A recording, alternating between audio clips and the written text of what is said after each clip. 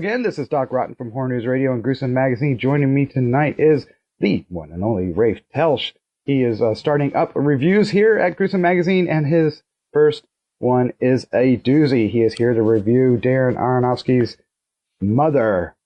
You know, I had a friend ask me if I knew what Mother was about based on the trailer, and my response to her was it didn't really matter. Like, if you had seen any other Darren Aronofsky film, you would know whether or not you wanted to see this. And having seen it, I still feel the same way. It's like really hard to talk about what it's about. But if you like any Darren Aronofsky film, this is right on par with that. So basically, he's playing in his own wheelhouse. He really is, and it's tricky to talk about what it is about other than just to say it follows a young woman who is married to a poet. They are in this house that once had a fire, and she has been rebuilding it as he has been trying to get back to his muse and get back to writing. And one day a stranger arrives, and it kind of the situation escalates from there. His wife arrives.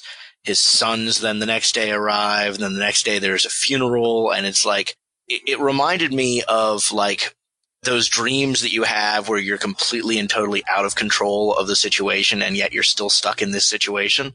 Like, that's what Aronofsky has captured here, just following Jennifer Lawrence around. Jennifer Lawrence is a really interesting pick for the lead actress from this, because ever since she first arrived on the scene in Winter's Bone and then obviously in The Hunger Games, she's always played these very strong, heroic figures. And she is just completely put upon in this film. She is a victim. She is not in control of anything. And the camera is probably on her 75% of the film. And when I say on her, I mean it is like close up on her face, following her around. Aronofsky uses a lot of long shots to stay on her face and her reaction to the situations.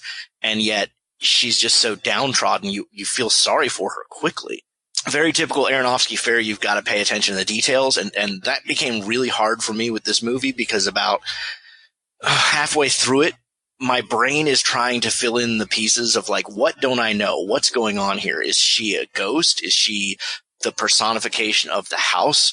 Is she, what is going on here? And yet you're trying to pay attention to all the little details that are going on. And you've got other really fantastic performances through here. Javier Bardem plays the poet. And of course, we've seen him in some really menacing roles over the last couple of years. And he's not menacing here, and yet at the same time he is. It's very strange. Ed Harris is the stranger that shows up to the house. And I would put him down as like one of the worst house guests ever, except for then Michelle Pfieffer shows up as his wife. And she is without a doubt just, you would never want this character in your house. It really is creepy. But ultimately, Mother is, it's a work of art. It really, not just in the way that Aronofsky puts things on screen, because he's a master at that. And it's always about the details, and it's always about where the camera's going and that kind of stuff. But it is a work of art in that everybody is going to take something very different away from this film. When I finished watching it, the first thing I thought about was this was about what it's like to be in a toxic relationship, particularly a toxic relationship with an artist. But then I started thinking about it and thought it's also kind of about the cult of celebrity. It's about how we worship celebrities and how we worship artists and the dangers of that. There's commentary about religion and government mixed in here. And I mean, it just is a cinematic masterpiece, but it's not going to be for everybody, because as I told you via text message earlier, like, I was really liking it. And then it literally gets to a point where it goes batshit crazy, where what is going on is so out of control that there's literally battle scenes going on. Like, the house becomes a war zone, complete with like prisoners of war being executed and stuff. And you're sitting here going, what the hell is going on? It's the type of artwork that you're going to have to really process for a while before it's going to make any sense. Yeah, and the characters have very interesting names, like Jennifer Lawrence's mother, Javier Bardem is him, Ed Harris is man, Michelle Pfieffer is woman. So, there's no real, it doesn't feel like there's any solid ground for the film to rise upon. So it'll be interesting to hear, sir, what your review is, 1 to 5, and your favorite scene. Yeah, about the names, it took me about 75% of the movie to realize nobody had been referred to by name. That Javier Bardem was just referred to as the poet by a lot of other characters.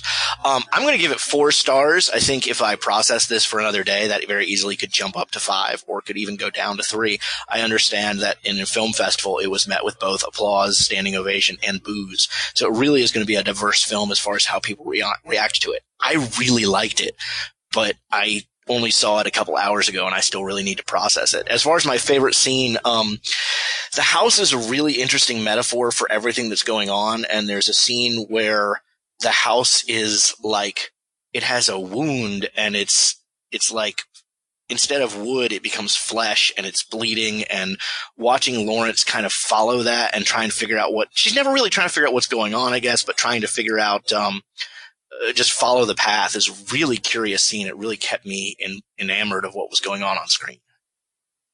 That sounds excellent. One last question before we wrap this up. The poster makes it feel like Rosemary's Baby in a big way. Is that something you can speak to without spoiling anything?